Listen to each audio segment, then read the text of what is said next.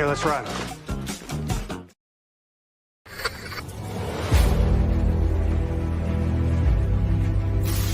Your mission, should you choose to accept it. It's a quest. It's a quest for fun. Well, The Rock says, why don't we just cut right to the chase? Okay, now he wants to get together. Well, he wants to talk. I want you to do me a favor. I want you to tell all your friends about me. It's showtime, folks! What are you?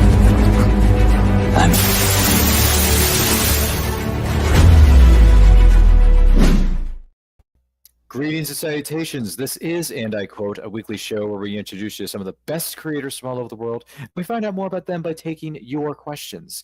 I'm your host, Ryan of And I Quote Channel, and our guest on this episode is someone who has been on before, but he's been gone for a bit. He's got a lot of projects going on, and it took him a hot minute to get back in the hot seat. But he's back here now. So please welcome the CEO of, it's such a long name, I don't even have time to read it. But please welcome indie comic creator Braxton Cosby is here. I'm so sorry. What's going on, man? Welcome back to the show. Happy New Year to you and your loved ones out there. How are you feeling? Thank you. And shout out to you and your whole crew and your family and all that good stuff. We appreciate you having us on, man. And We're just here to jam and start the new year off right. Black History Month. That is very true. That is very true. And we appreciate you being here. We also appreciate you for being here. Do not forget to like and share with your closest friends. If you're watching this live or what is known as a replay, thank you so much for doing so. If you have any questions for the guest of honor, Braxton Cosby, let us know in the comments. Let us know in the chat. We want to hear from you. We encourage it. And we thank you so much for doing so. With all that being said, Braxton, For someone who's unfamiliar with you since the last time you were here in December of 2024, tell us about yourself. Who are you? Yeah, so Braxton Cosby, I'm an author. I've written screenplays, novels, comic scripts. I'm also the CEO of both Cosby Media Production, which is a small press publishing company down here in Atlanta, Georgia. We've published over 30 authors with 60 different titles in ebooks, audiobooks, and paperback format. We have our own comic imprint named Star Child Comics. And so we have put out a little over 15 issues of comic books as well. And so we are what we call a hybrid publisher, conglomerately with Cosby Media and Star Child, in that we publish our stories in both novels and comics. So you may start a series in a novel that will then transition into a comic with the same continuum of storyline and may even bounce back to the novel, or it may actually progress to a graphic novel. So we give all of our readers and fans a little different change of pace with the stories that they're connecting to. The novels, obviously, so they can visually read what's in the mind of the author, and then the actual visual presentation of those things in the comic or graphic novel. So we really love what we do. We love telling great stories, and that's why our the mantra that we live by for Cosby Media Production is entertain the mind, inspire the soul. And when it comes to Star Child Comics, we want you to come and play in our world. Goodness gracious. Okay, that was one of the best sales pitches I've ever heard in the history of mankind. So my next question to you is, where do I sign up? You can sign up right at CosbyMediaProductions.com. Jump on our newsletter. We'll love to send you something. We update it every 1 to 2 weeks. We send out a little newsletter blast, let people know what's going on, brand new news and book releases and cover reveals and all that great stuff that readers just love to be a part of. Excellent. No, it's fantastic. You know, in the last number of years, and I've said this on a few other shows before, I think I've come to appreciate reading books and comics a lot more now as an adult than when I did when I was a wee lad and I didn't know what it was. Yep. You know, reading all these indie comics, reading some of the other comics that are out there, and also reading the books. There's so many great indie writers and publishers out there. And to me, there's the not just the best, but they're also the most creative people in this world that we live in, because the world is crazy and mixed up as it is. But if we could just sit down by the virtual or real life fireplace, curl up with a good book, right? You know, or a good especially with considering the fact that we're in the coldest winter we've had in decades. My goodness, if you're on the East Coast or even part of the Deep South, we've just been getting hammered with these snow/ice storms. We've had negative, what do you call it? Like negative 10-degree wind chills. 5-degree high temperatures at certain point. I mean, it has just been relentless to a certain extent. I feel like Frosty the Snowman turned evil and just decided to unleash the cold fury on all of us. It's beyond ridiculous at this point. But no, nothing wrong with curling up with a good book. Speaking of good books and good comic books, I'm just curious. Have you seen any comic book based movies or TV series within the last 14 months or so since you were last year that stood out to you as something that you enjoyed? I really did love the Andor series on Disney Plus, following the movie Rogue One. I thought they did an excellent job with that. Just talking about specifically sci-fi. I did actually enjoy Murderbot on Apple TV as well. And I finally, still rolling with Apple TV, I finally got on to For All Mankind. So I'm caught up with that. I'm excited. I'm waiting for the new season to roll out. So yeah, when it comes to sci-fi, that's what I've been digging. Some regular, I guess you just call regular fiction stuff. I got into His and Hers on Netflix, and trying to think of something else that was actually pretty good. And I'm a Fallout fan, so I've been following Fallout on Prime. Oh, nice, man, nice. Yeah, I've heard good things about Fallout within the last several months, or or even almost I think a year, because now they're on season 2, if not 3, Yeah. right? So they're on season 2 is getting ready to wrap. Oh, okay, gotcha. Yeah, I've heard some good things about that, surprisingly, because a lot of video game to live action adaptations don't really go over too well. So, What are you looking at? for me, I'm still I'm cryogenically frozen after watching one episode of season 2 of Andor, so I still got 11 more I got to watch of that. Sorry, folks. Roll behind on the Andor. I've seen Andor season 1, and I'm in the process of attempting to get through season 2. I'm so sorry. Things just tend to happen, and this little thing called TBR creeps up on me. I got all these books behind me. I got like 120 sitting here that are just waiting impatiently to a certain. Well, they don't have feelings. Books don't have feelings, but That's not true. well, okay, maybe they do. I'm sorry, but still, they've been waiting impatiently for me to read them. So I'm kind of chipping away at the TBR, because every time I'm done reading a book, what I do is I go on Goodreads.com and I leave a review, and then How come I haven't seen a review on any of my books then? I've gotten around to those yet. I'm so sorry. I set you up on that. Or you set yourself up. I don't know which one it is. No, I'm sorry. I have not got around to reading your award-winning series of books. I'm so sorry. I haven't gotten around to it It was yet. really a setup for me. Oh, okay. I was going to say, where are we going with this? I'm sorry. But yeah, for someone who's unfamiliar with Yasuke, what exactly is it, and how did it come about? Woo, Yasuke is my new love, man. I mean, honestly. So Yasuke is I dipped my toe in historical fiction, and then before I knew it, my whole leg was in there, and I just jumped in the whole thing 2 feet first. I was scrolling the internet, as most of us do a lot of times. I saw this picture of this black man in a samurai outfit. I'm like, who is this? And it said on its caption about Yasuke, first African samurai that had been documented in history. So I started doing some deep diving in there. I saw some more pictures. I saw him with an Asian woman and a baby and a child. And I'm like, what did I miss here? And then so the more I dug into it, the more I started getting all this factual stuff about the time, the place, the era that he was in, and his existence. But then, as much as I found, there was so many questions I had that I didn't have answers to. And so after finally doing as much digging as I could, I realized there were a lot of questions that were unanswered. And I said, you know what? This seems like an amazing story to write. I don't want to just do the biography, so those are out there. I didn't want to do a straight fantasy fiction story, because those are out there as well. Even there's, I think, a couple of Flash anime. They're not truly anime, but they were in that same kind of vein.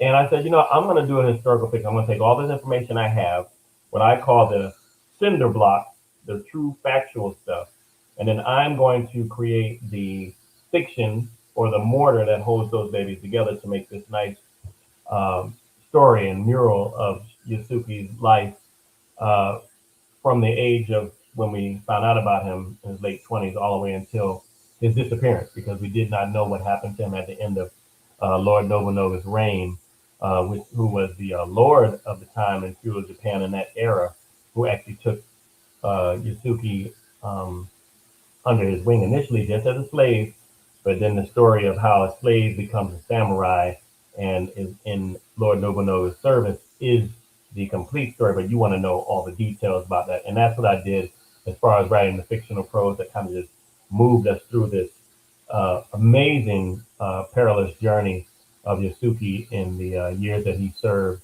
and lived in Japan. So great story. I loved it. I actually see now that a lot of people are actually getting on the bandwagon with Yasuke. I think Warner Brothers is actually going to do a movie or a TV series on him. And there's already, I think they put him in a video game for Assassin's Creed. So a lot of hype around it, a lot of great story. I jumped in, loved every minute of it. As I think I told you before, my goal is to always write my new favorite book. So at book 21, this became my new love. I really, really love what happened. I put it out to a lot of review boards. Reader's Favorite gave it 5 stars. Literary Titan gave it 5 stars. And even Kirkus Review gave it the highly sought after Get It accolade. So I'm really, really excited on the feedback and the response that it's been. It's been #1 on Amazon as well. It just released February 3rd. And so I'm geeked about it. It's a duology, just to let you know. It's not just a one-off. So the book ends in a little bit of a cliffhanger.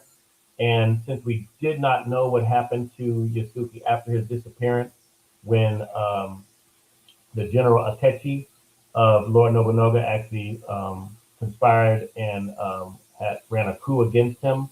And I won't tell you all the details of it. No spoiler alerts there, but you do know this historical stuff. He did have a coup against him. And we didn't know what happened to Yasuke after that. So it gave me a great opportunity to say, okay, now that we've changed the pace up a little bit, like I said earlier, hybrid publishing, we do the novel, historical fiction, and we'll jump into a comic for the fictional story of what happened to him after his disappearance.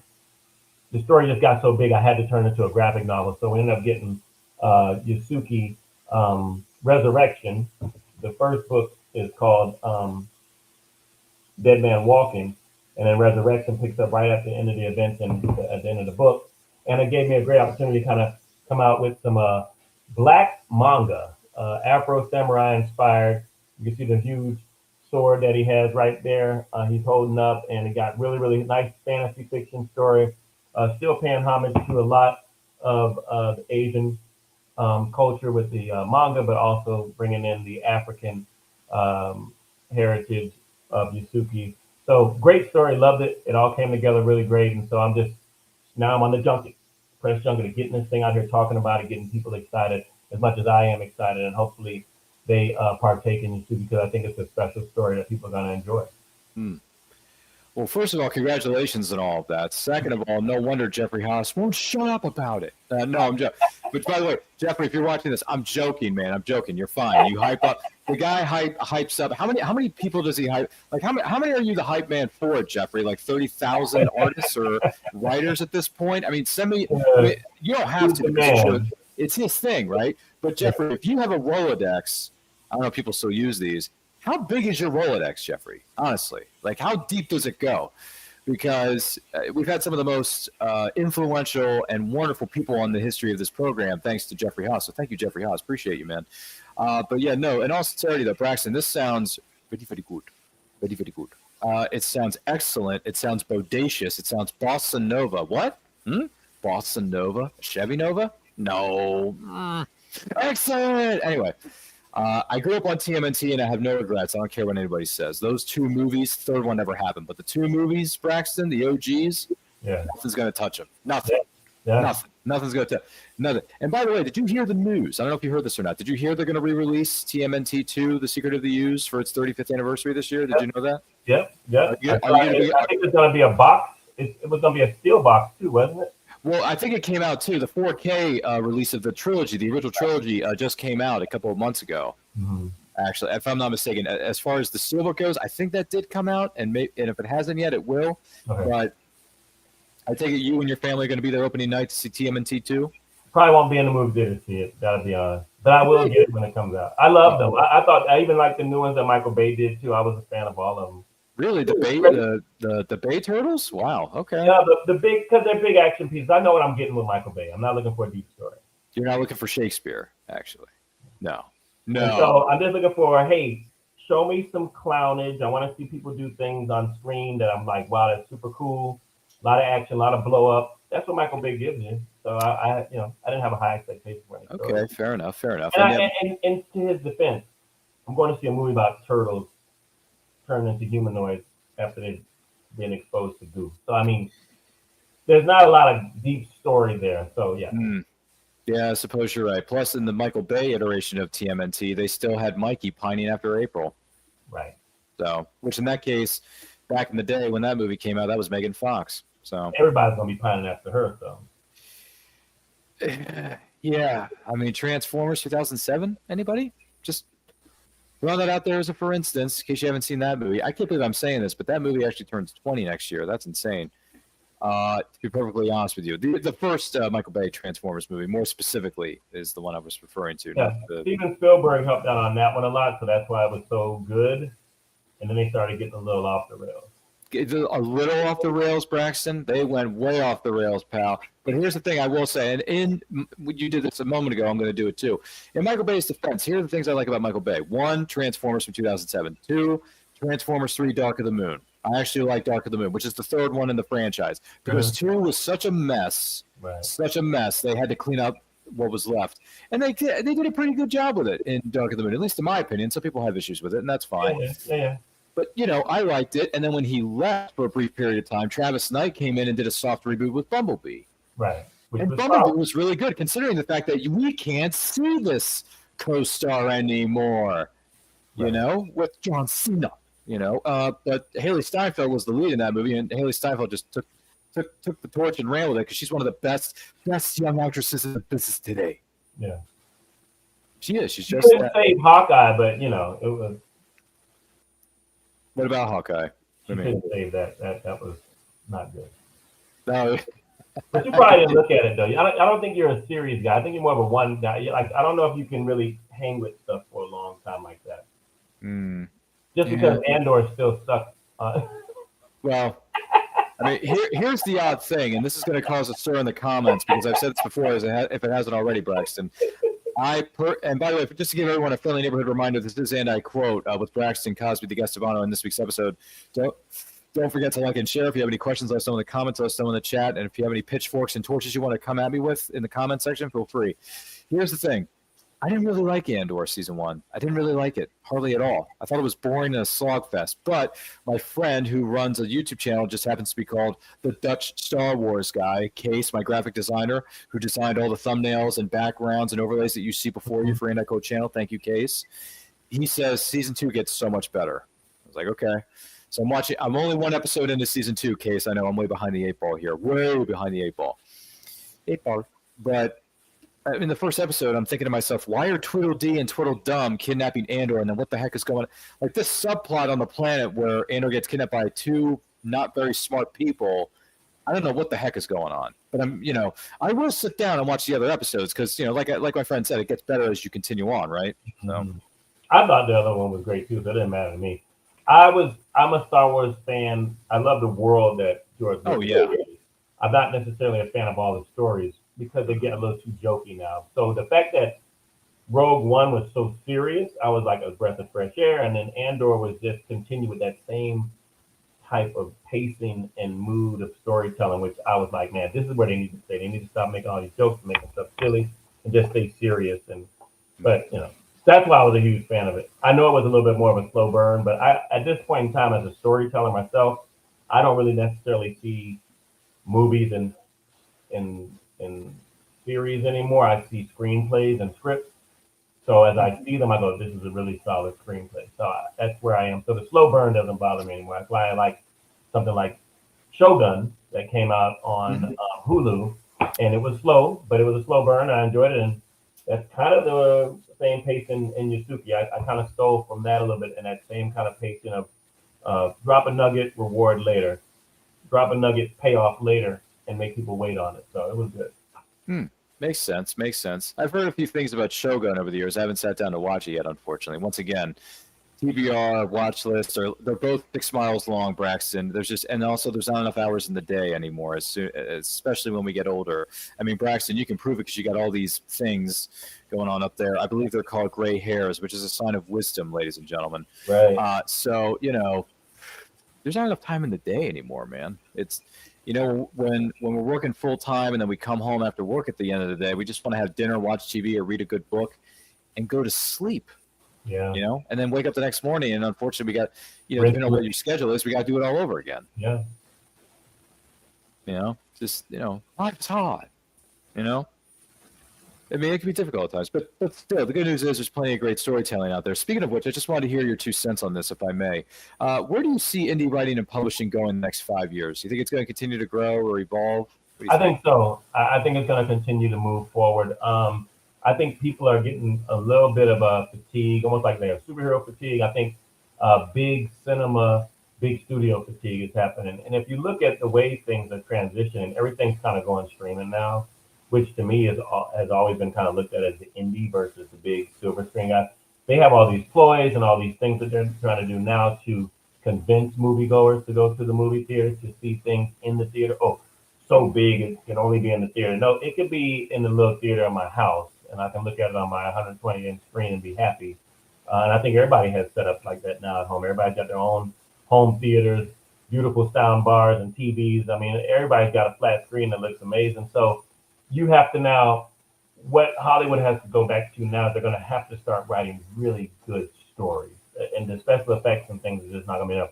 Big budget films of $200 million where everything blows up every 5 minutes is not enough to catch people's attention. You're going to have to give them something deeper. And I think to your point, like you said earlier, those deeper, more creative stories that are not handcuffed to cancel culture and all of that are being told in the small press indie scene. And so I don't see it slowing down. I see it only getting larger, and I'm more excited than ever now the stories that we're telling as a publisher and the authors that we have who are continuing to push out great original content. Yeah, man, 100%. I agree with you 100%.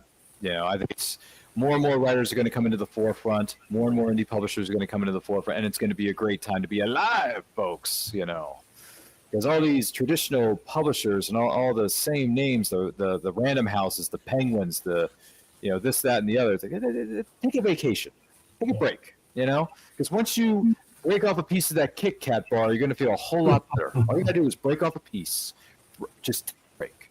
Give me a break. Sorry, couldn't help myself. There was a familiar jingle in there somewhere. I think I heard it when I was much younger. I think what year ago was this? Was this in the 90s or something like that? The 90s. Yeah, it always blurred. The 90s and 2000s always blur to me, to be quite honest. All I know is 90s R&B, but after that, I don't know what came out after that. That's a good. You know what? Gosh darn it, that's a good point. Didn't even think about. Very, very good point. But yeah, and it's fantastic with Yasuke. Very interested in reading the story, finding out more about the character, the supporting characters, all that kind of jazz. Looks fantastic. By the way, and the cover design looks fabulous. I take it was that someone within your creative team that did that, or was that you yourself? Yep. No, I wish. I just, I come up with all the designs of the comics. See that little shiny part on his sword? Like, I came up with that. But, I designed all of our covers from Cosby Productions, normally in collaboration with the authors. Of course, I want to know their feedback. But when it comes down to design, I come up with it. But I have an amazing pair of cover artists who really kind of bring this thing to life. And I use the same one for Broken with Kisa. I use the same one for Still Rain. And I even use the same artist who did the design for Infinity 7, Gods Among Men, and War of God. So amazing talent, and he really pulled through on this one as well, kind of bringing Yasuke to life. So definitely glad he crushed the cover for me. And shout out to Eliza Olamide. She is the artist who worked with us. You talk about TMNT, we got AB and K. You probably don't know about this since they haven't spoken since 2024. You would love this. African Ninja Vampire Killers, Ryan. You gotta grab a copy. Issue 1 came out in comic book form, written by Kaio Champion, and I'm collaborating with him now on issues 2 and 3 to get those put out before the end of 2026 is my goal. So she did an amazing job on AMDK, so I brought her in with the same art style for Yasuke Resurrection, and she really killed it. I'll show you a couple of these pages here. I mean, look at this. She is just really dynamic, and love working with her.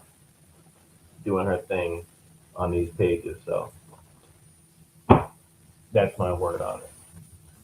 Hashtag like a boss. I mean, I'm sorry. Looks, in the words of the 1990s, that's more phenomenal, Braxton. Thank you. It's more phenomenal, brother. Yeah. Yeah. No, I'm totally digging it, brother. Yeah, I'm really digging it. It looks fantastic, and the fact that they're interested in adapting this into a series, or a movie, a series of movies or TV series, whatever it is, dude, that's just awesome. Everyone in this creative field is moving up in the world, Braxton. Mm-hmm. Yeah. So the question is, who's going to be in the cast? Who are we going to cast as these characters? That's the question. I just know that the lore of Yasuke is obviously picking up. And obviously the studios have found out about it, so they're doing their thing. So if they want to use my book as the centerpiece of actually adapting it into a screenplay, it's right here, and I think it's good. So we'll see what Warner Brothers does with whatever creation they're coming up with. Awesome sauce. The subtitle of this book, Yasuke, Dead Man Walking. When I think of Dead Man Walking, obviously there's the motion picture from the 90s with Susan Sarandon and Sean Penn when he could actually act and know what he was doing. And then I know. And then there was another situation where the phenom known as the Undertaker, he would have a little bit of the little beginning of his intro, his theme song on the Titantron when he would walk out on a Monday Night Raw or SmackDown would be Dead Man Walking. Boom, keep rolling, and there would be Limp Bizkit's Rolling song. I don't know do you remember that from the 2000s? Yeah.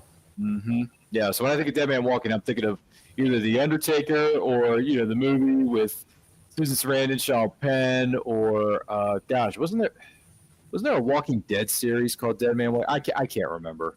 Oh yeah, I know about that one. I know they had Dead City. Yeah, that's right. I'm sorry, I was thinking of something else. Yeah. So it was a few different kinds of Not that Dead Man Walking hasn't been used before. It's been used in many forms of media. Do not get me wrong. Just those are the first. Come to mind when I think of Dead Man Walking. Goodness gracious, oh Lord! Speaking of Star Wars, do you have any favorite Star Wars novels, whether it's Legends or some of the newer canon stuff? Have you had a chance to sit down and read some of those? No, I did back in the day. I still have those over there. Do you? Yeah. Hold on a second. I'm gonna show you a couple of copies. Yeah, sure. I mean, if there's any examples we can share with our lovely audience out there, of Star Wars novels, whether they came during the Legends time or maybe some of the newer canon. Troy Denning ones. Mm-hmm. Oh, okay. The New Jedi Order. That is a really good looking cover. That's an interesting looking cover, actually. And they did an awesome job. This set picks up. Oh wow! Right when Han Solo, it's really Kylo Ren. Oh really? So it was Anakin Solo. Oh, Anakin Solo. Wow, look at that. The New Jedi Order. Yeah. And then I went to Africa this past November. Of course, I was doing some research on Yasuke. I'll say that, but that really wasn't. I mean, I came up with that without. But I went to a comic shop, and man, lo and behold, they actually had Star Wars comics. Whoa! So I picked up this bad boy just because. Look how cool and epic that cover is. My goodness. That one, look at this. Oh, look at that one. I mean, how could you not pick that up if you're a Star Wars fan, right? That is. I like the Legacy of Vader cover, the black and red cover better. I like that one. Yeah, of course. Yeah. I love that. Like if I'm gonna put that on if I had to choose between that or the other to put on my wall, to have as my wallpaper on someone's phone or a computer screen, I'm gonna go with the Legacy of Vader. Yeah. Yeah. Yeah. Yeah. I feel like Kylo Ren was such a wasted character, man. Dude, there are so many interesting things, and this is another thing we discussed on a few different shows too. I love Rogue One, but I also really enjoyed Force Awakens. There were some interesting things that they were gonna do, but this comes down to something that's been discussed numerous times over, so I don't want to necessarily repeat it. But they never really had a plan. They just wanted to make the movies by the release date, get them out, have them make lots of coin, which we knew they were going to do regardless. Which they did. And they didn't have a through line. There was really no plan. I love Force Awakens. I think J.J. Abrams did an incredible job. But after that, it just went downhill.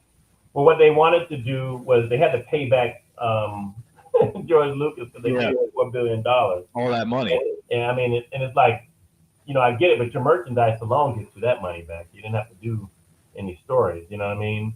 So they had to get that $4 billion. They wanted to do it in film. They wanted to get it on a surplus of of a net. So if they can net $4 billion from films that they've already made, then they're good, and I could just ride out, having you come to Disney World to do the world that they have the Star Wars land out there, and then also get you on the merchandising. So, I think they got their money back by now for sure. Off of those 3 films, although the first one got like $2 billion all by itself. So it's a lot of coin. It's a lot of Republic credits. See what I did there? that was good. That was good. Yeah. No credits are no good at the end. It's a movie. Not the droids you're looking for. Yeah, these are not. Yeah, exactly. Or credits will do fine. No, Exactly. credits will do fine.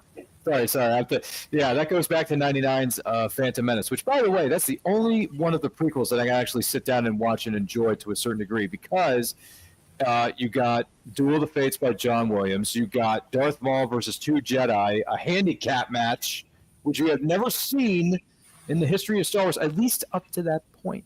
Right. So I will give Phantom Menace some, credibility here, Braxton. The other thing is, if you ever want to check out another Star Wars novel, I would strongly recommend to those of you out there would read Master and Apprentice, written by Claudia Gray. It's a book about the relationship between Qui-Gon Jinn and Obi-Wan Kenobi that is set before the events of the Phantom Menace. Makes sense. Which is very well written. It is one of my all-time favorite Star Wars novels. I think is it my number one? It may actually be my number one, because Lost Stars, which is also written by Claudia Gray, I believe is my number 2. Which, by the way, Lost Stars is a standalone. That's a standalone. Okay. So you don't have, so if you want to read something that's a really good Star Wars novel, but you don't have to do too much, research, heavy lifting on that, I would strongly recommend Lost Stars by Claudia Gray. Okay.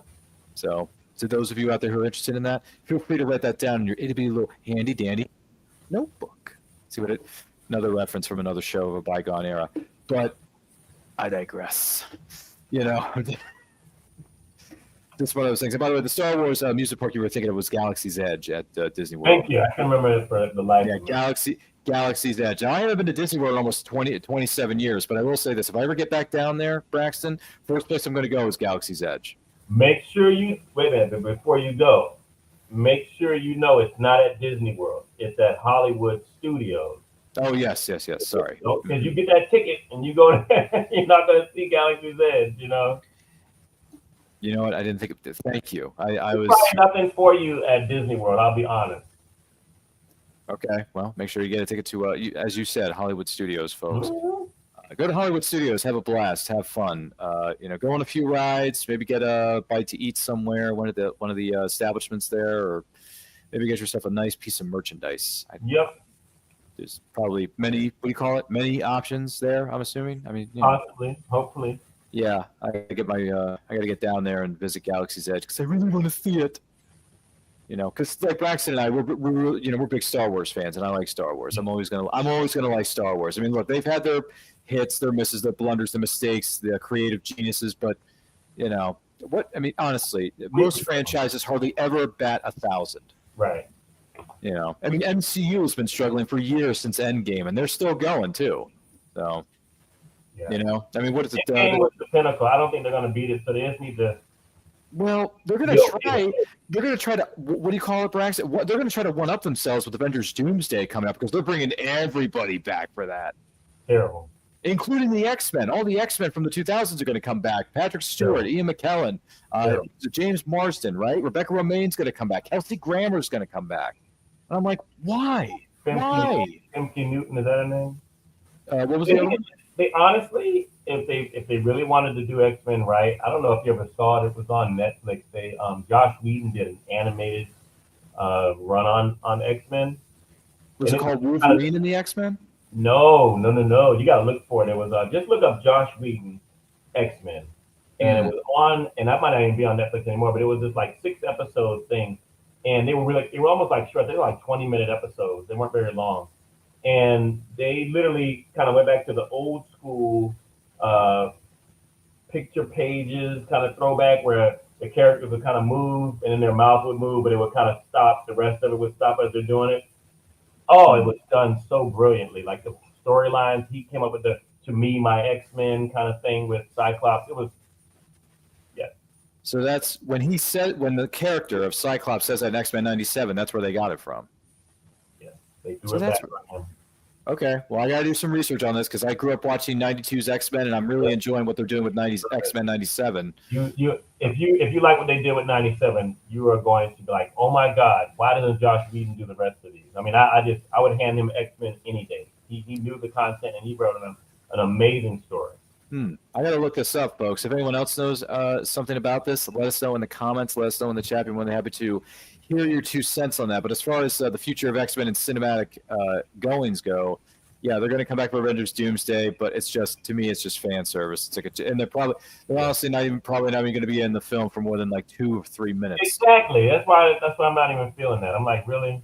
I know. I mean, honestly, I could go back and just watch any X-Men form of media that I want because, this little thing called streaming services and this little thing called Disney Plus, hashtag not a sponsor of the show, Braxton, just so we're aware. Oh, nice. No, I said they're not hashtag not a sponsor. I was going to say they're not a sponsor. No Disney Plus, no Disney Plus. But my point is, we can go back and watch X-Men 92, X-Men 97. We can watch some of the other spinoffs and movies that they've done, the animated movies, by the way. And you got the live action X-Men, X2, X-Men First Class, X-Men Days of Future Past, which, by the way, if we're not counting Avengers or some of the MCU stuff that they're doing right now, and also the new stuff that's coming out next year, what is it, sometime later this year with Avengers Doomsday, my favorite X-Men movie is Days of Future Past. Yeah, that was great. That is my favorite. That is, to me, I don't think anything is going to touch that. I mean, people have said, and people can, and you, by the way, this is a great debate to have on another show at some point, but people have said First Class is the greatest X-Men movie of all time, and then others are saying X2 is the greatest X-Men movie. And I'm like, okay, fair arguments. But when you look at what they had to do to make 2 different casts, 2 different universes come together seamlessly in the span of 2 hours and 15 minutes, which I think the comic book version of this is either a little bit longer or maybe the similar length, but still, the fact that they were able to do it, like, that's, what do you call it? It's lightning in a bottle. And I like what they did with the Sentinels in that one too. Listen, as someone who would have liked to have seen the Sentinels 92 version from the animated series, what is it, the magenta and the maroon colored Sentinels, for what they had to work with in 1973, I think is when the timeline is, they still look menacing. Yeah. They still look menacing, and they worked. And correct me if I'm wrong, wasn't there an iteration of the Sentinels that looked like that, purple and gray kind of look? Mm-hmm. I think they kind of teased it, but they didn't go all the way through with it on one of those X-Men movies. So that was the one when they were at the football stadium or baseball stadium. Mm-hmm. I forget which one. I want to believe that was. I don't know which. I can't remember. They all kind of blend after a while, but I do remember that was my favorite one. The one you're talking about, because there was a lot of time travel and what's the name was sleeping, and they had Professor Xavier kind of. Yeah, that was Days of Future Past. Yeah, that's my favorite one. Yeah, in the words of Magneto from First Class,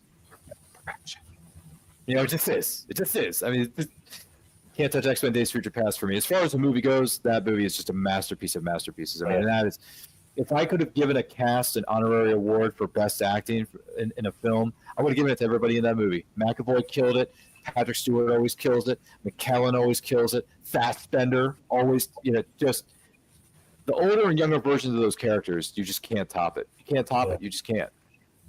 James McAvoy was born to play a younger iteration, at least in my eyes, of Charles Xavier. Right. Just it's a beautiful thing. But still, absolutely amazing. Absolutely amazing. It really is. So where do you see Cosby Media Productions go in the next 5 to 10 years? What's in the pipeline? What's your inner Kevin Feige projecting here? I think our goal is to continue to push out, honestly, projects that, because you can't really evolve a lot of this stuff. I mean, science fiction is what it is. It's been around for years. Everything fantasy, all the stuff that we do that's in our wheelhouse, we want to just keep adding to the lore of great stories that demand attention from readers and people who really want something out of the box and it's different. I mean, how many times can you tell a dragon story unless you tell it the way that Daniel Payton told it in Legacy of Dragonwan, from us, by example? How many Harry Potter stories do you have? But we have Chris Pasquarelli's The Destiny Trilogy. We have obviously, like I told you, AMVK, African Ninja Vampire Killers. Love those stories that have the acronyms where you're like, what does that mean? And then when you tell people, they go, wow, that's pretty crazy. Just like TMNT. And so with what I call my Mount Rushmore of the series that I have created, I've got the Cape series, I've got now the Yasuke added to it, I have the Broken series, and I also have what I did with Steel Rain and William Derry for science fiction with the Starcross Saga, with Steel Rain, and then soon I'll be expanding on the Red Gemini Chronicles. I just feel like, like I said, we have worlds that people can just come and play in. Keyshawn Dodge just dropped his 5th book in the Menzuro Saga. He's got the 5 books now and the 1 comic book. Lawrence St. John has 4 books of the Metatron series and a comic book as well. I mean, we're just pushing out content that I think people are going to be excited about. Titus Murphy just wrapped on the on the 2nd issue of the Loveless Chronicles, and that's going to go into editing pretty soon. So we're excited. We're going to be releasing the 3rd book of the trilogy of the late William Hayashi in his Archangel X trilogy. So that is going to be coming out. I know a lot of people have been asking about that. That's going to be coming out this summer, so be excited about that. So we've got some new stuff coming out this year. Really, really excited with, if you like manga, we like Big Fighting Robots, what Chris McCauley is doing with the Nexus Astral series. He's got the novel running parallel with the comic book, with the future aspect of those mechs and robots and big storytelling and how it started off in the origins with the novel. So we like I said, we just got some stuff, man. If you guys like a fresh take on a lot of sci-fi, fantasy, poetry, we've got inspiration, we got it all. Just come on over to CosmiaProductions.com and check us out. That's great, man. That's great. You're just the train never stops. In other words, just keeps on rolling, rolling, rolling, rolling. Bam, keep rolling. Sorry. But just here's another what if question for you. If you could walk out to an arena full of people, an arena full of 20,000 screaming fans for Cosby Media Productions, as well as yourself, what would your entrance music be?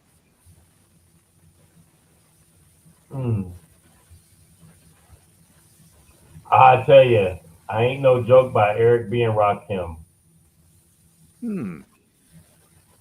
All right. I'm not familiar with this particular tune, but I should. On my phone, my ringtone. No, I'm just lying. Oh, it is your ringtone? Wow. Okay. It's not that, but I mean, talk about like hardcore back in the day rap. How I grew up, man. I'll give you the beat real quick so you can just have a piece of it. Oh, let me see. That's fine. This was the introduction of Flavor Flav, my friend. Oh, okay. That individual I am familiar with because I watched his show. What was it, on VH1 or MTV, something like that? Yeah. So. Here we go. This is what I would walk out on. Of course, myself to call me. We're trying to have a good time here, folks. Don't you know the rules of show business? Always silence. Call me later, man, while I'm doing an intro song.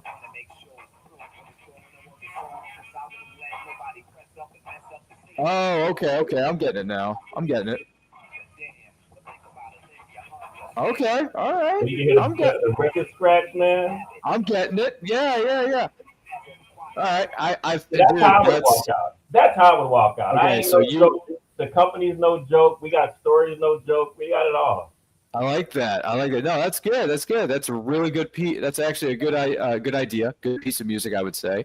And yes, I am familiar with Flavor Flav because I remember watching his reality show on. I think it was MTV or VH. It was one or the other. Yeah, it was. I think it was. Yeah. Well, they all own each other anyway, so it was the same thing. Yeah, it was. Some of those networks, by the way, from back in the day, Braxton, they kind of blend. So yeah. I don't know. It's just. Oh boy, it's one of those things. But in case anyone's wondering, if I had to choose a piece of music to walk out to, now granted, I grew up watching pro wrestling as a kid, so one of the theme songs that really, there's a couple of them, but one of them I would really like to walk out to is either The Rock's theme song. I think The Rock, has one of the best. Another one I could see myself working out to is the Hardy Boys theme song when they were Team Extreme back in the late 90s, early 2000s. And then when they had Lita team up with them, and then they really became Team Extreme, Jeff, Matt, the Hardy Boys, accompanied by Lita. I'm like, all right, this is everything. This is it. Because it has that drum beat in the beginning, then it has the guitar riff. I'm thinking, yep, that's me. You know why? Because you start getting ready, and then the huge beat comes in, and then I'm just a lightning bolt of energy. So that's that's just me. If anyone else has any thoughts on this, like if you could walk out to an arena or a room full of people, what would your introduction be? Let us know in the comments. Let us know in the chat. With that being said, I do want to take an opportunity to say thank you so much to Braxton Cosby for being our guest on this week's episode of And I Quote. Braxton, thank you so much for coming back. And we were talking about this earlier. It's been 14 months since this man was in our studios. But it was great to have you back, Braxton. Congratulations to you and your creative team. And Yasuke, Dead Man Walking. Sounds badass. Gotta get myself a copy so I can sit down and read this duology, by the way. And I would love to get your review on it. I honestly believe that, honestly. For real. Okay. Well, then you and I, your people call your people, my people. We will discuss it here off camera. We don't necessarily have to do it in front of 22.5 people who are watching the show right now.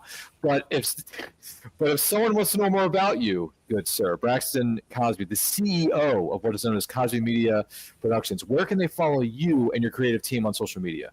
IG. You can do StarChild_comics. You can do Cosby Media Productions, or you can follow me, Braxton A. Cosby, on IG. Of course, you can go over to the website, which is CosbyMediaProductions.com. That's productions with an S.com. And there you can find out every little bit of that you need to know about us and our fabulous authors, our fabulous art team that works with Star Child Comics. And you'll also see those links to social media, so it's easy to follow. And please subscribe to the newsletter so you can stay in and know about all the new, fresh stuff we got coming out. Absolutely brilliant. Good, sir. We took the liberty of posting the link that you sent us in the private chat earlier on this evening. We put it in the comments here. That's duology. They can get the duology. They can get the whole series. It's right. Wonderful. That's right. It's one thing to have one story on your heels, but it's another to have two, because these days, my friends, you got to make a sequel. So it's all good stuff. All good stuff. Braxton, once again, thank you for being here, kind sir. I'm going to talk to you here again momentarily, so stay with me. Don't go anywhere. My name is Ryan of And I Quote Channel. Follow me across all forms of social media. Simply at, where am I pointing to? Where is it? There it is. At And I Quote Channel. Links are located in the description below. Also, the links to where you can follow Braxton Cosby are located in the description of this video, so make sure you check it out. Also, check out our comment section. We took the liberty of posting the CosbyMediaProductions.com website for Yasuke duology. So it's good to have one story, but why not two? Two is better than one, Braxton. Two is better than one. So there you go. Gotta drop that in there for what is known as good measure. Also, we are on the road to 5,000 subscribers. Once we hit that magical number, we'll have a live stream that will include special giveaways that you, the incredible person who's watching or listening to this program right now, are going to be eligible to win. Right now, we are 1,837 subscribers, which is a great number, but our goal is 5,000. We can do it together as long as we work as a team. Share this out with your friends. Tell all your frenemies about us. Like, comment, do all that stuff. Also, the seasons are changing, so we got hoodies, we got shirts, we got stickers you can add to your water bottles there, folks. We also have coffee mugs, notepads, that kind of jazziness. It's located in our Redbubble store. Link is in our social media bios. There also is a link in my link tree, which is located down in the description of this video below. And if you want to check out my short story, Wolf of the West, which became part of Veritas Entertainment's Western anthology, Western Tales Volume 1. It's available on Amazon in ebook, paperback, and hardcover. 16 stories, 15 incredible authors, one epic collection. So why don't you do yourselves a favor? Treat yourself. Braxton, saddle up. Check it out. I think you'll really enjoy Western Tales Volume 1 on Amazon. Links are in our description of this video down below. And once again, in our social media, good Lord, bios. Don't forget, And I Quote is normally on Saturdays, 12 p.m. Eastern Time, unless otherwise specified. And we also have movie watch-alongs on Friday nights at 7 o'clock Eastern Time. And other forms of special programming are coming your way very soon. So once again, don't forget to like, comment, share, subscribe, ring the bell to be notified when the videos go up or they go live. And remember, life is better when supporting indie creators from all over the world. Take a look.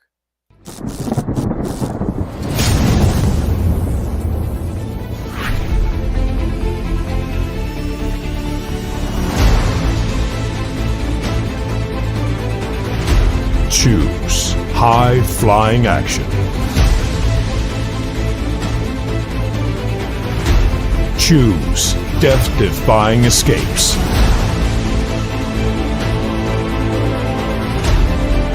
Choose spine-tingling thrills. Choose nail-biting intrigue. Now's your chance to choose the adventure. The Captain Hawkland Adventures. Available on Amazon.com.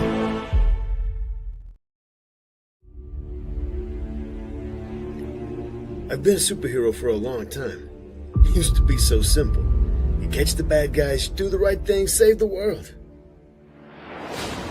Then I met Aiden, and things got complicated.